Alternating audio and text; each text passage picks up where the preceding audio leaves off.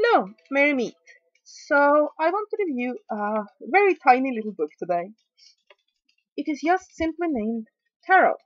Enter the Fascinating World of the Ancient Tarot by Sasha Fenton. This is the book. This is how it looks. And it's just a tiny little book. Basically, this is a glorified little white booklet. And I got this some years ago as a bonus when I had ordered another book and it took like forever to get there. So when the seller had to resend and such, she sent this with as a little bonus. It was nice of her. At least I think the seller was a her. Anyway, let's have a look at this. So I think that the design of the book looks quite appealing. I like the purple, I like the layout of it. And it's also quite pretty inside. Let me just give you a random page like here. It's an appealingly appearance to the book. So, can a book this small be useful? Like I said, this is a glorified little white book. That's all it is. It basically gives you just first a very general information on what the tarot cards are, and then a very quick overview of the major arcana, and then it begins with the cards themselves. And each card gets one of these pages that has a little bit but not much information in it. So it tells the number of the card, basically a key idea, the positive information on it, and the negative. And if you have any other tarot books, no, this isn't going to be very useful. However, if you are a complete beginner on the tarot and you just picked up a deck and you want something a bit more than the little white booklet that comes with the deck but don't want to tackle a huge book yet, then this will give you the basic ideas. And as such, it's okay. Let's just read this one of the pages on one of the cards so that you get an idea of what sort of information you'll get here. So let's take the Magician, because it's my favorite card. The Magician, number 1. Key ideas: market your skills, real or apparent confidence. Positive. These cards depict a magician who has all the elements of the tarot pack to his hand. These being the cup, the wand, sword, and pentacle, and he understands how to use them. On a purely practical level, this suggests that you are about to embark on a new enterprise, and it is one that you are well equipped to carry out. You actually have the knowledge, skill, and experience at hand, but you must now concentrate on using those skills and also marketing them. There is a suggestion that even if you don't feel confident, you should do your best to appear so, and you may need to use a touch of trickery to get what you want. Time upon time, I see this card appear when a client is about to become self-employed. In a spiritual context, this card shows that it is time to put imagination, intuition, and psychic abilities to good use.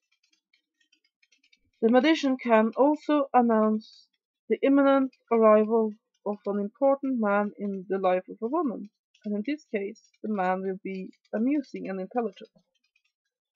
The negative. The message here is to avoid trickery, both by being strictly ethical in your own behavior and by guarding against manipulation and lies from other quarters. The card also exhorts you not to overlook or back away from an opportunity for advancement. If the Magician represents a new lover, watch out, he may be tricky. So, as you can see, it gives basic information. It gives a bit more information than you would find in a little white book, but it doesn't give a lot of information. The information is very superficial. So, yes.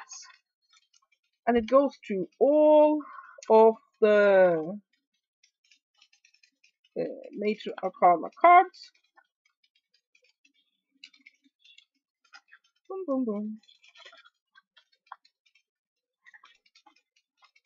Something tells me this book was originally written as a companion to a deck or something like that, because it's so simple. It seems strange for me to that they would just have it on its own.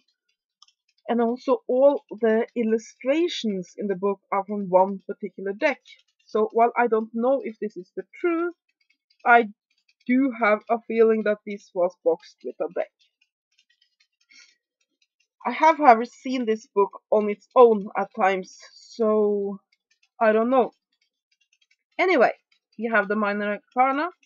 It gets basically one page for the suit itself, and then a paragraph per card. And the book is illustrated throughout. So it goes through this, and you have all the suits.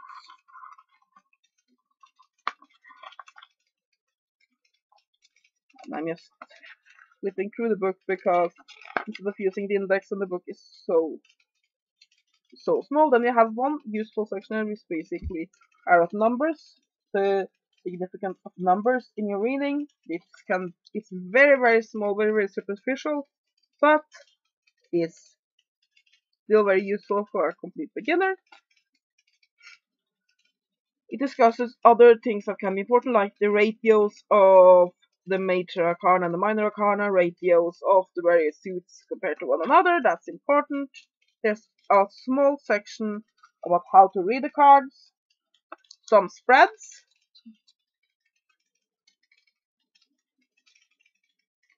including, of course, the Celtic cross. Like I said, there's some sort of law that every tarot book has to include the Celtic cross.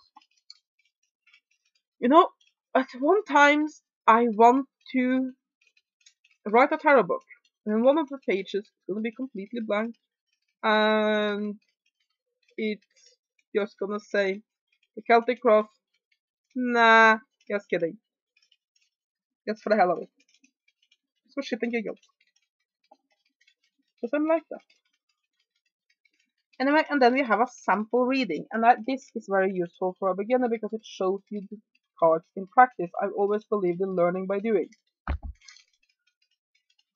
So, and then we have basically an information about time and the tarot. So, and there's 64 pages in all. So, what do I think about this book? Well, as a alternative to the little white booklet, I think it's pretty good. And I can also recommend this as a pocket guide to beginners who might not know exactly what the various cards mean yet, but I want to have a quick reference without all the gift guff that I can carry with them in their purse or bag and just flip open when they're trying to do a reading. For something like that, this book will be useful. And also, if you've just purchased your first tarot deck and you want something more than a little booklet but might not want to buy a complete huge tarot book yet, this might also be useful. Other than that, I don't find this book very useful. There's no new information here and so on. But for what it is, it's not bad.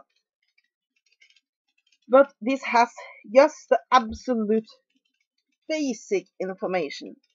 So yeah, I think one third thing that could be useful with it is that if you are easily overwhelmed by information, starting with a book like this that will tell you the absolute basics might be useful, as it then lets you ease into it and then you can buy another book later. And like I said, as a quick reference, it's not bad. The information in here isn't wrong, it's just not very detailed. So for what it is, it's good, but since it's just because of the limitations of the size and so on, I can't give it a huge recommendation. I'll give it 5 out of 10. For what it is, as a quick reference guide for ranked beginners, it's okay. For anybody else, no, I wouldn't really waste my money on it. But of course, if you find it in the bin for $1 or something like that, a bargain bin for $1, I mean, it could be fun to have, and I mean, just having it around as a quick reference could be useful. Other than that, I don't see much use it with, but it is a pretty book, and it's pretty well written, so yeah, have no problem with it, but it's very small, very basic, and basically this is what we had all wanted little white books to be. Quick, simple, easy reference that gets you into it, gets you all the information that you need to actually start using the tarot, but gives you enough information. So yeah, as a little white book, it's excellent. As a tarot book on itself, it's not enough information here, but it's decent. That's my review of tarot. Enter the fascinating world of the ancient tarot by Sasha Fenton. I hope you have enjoyed this review. Have a great day, and blessed be.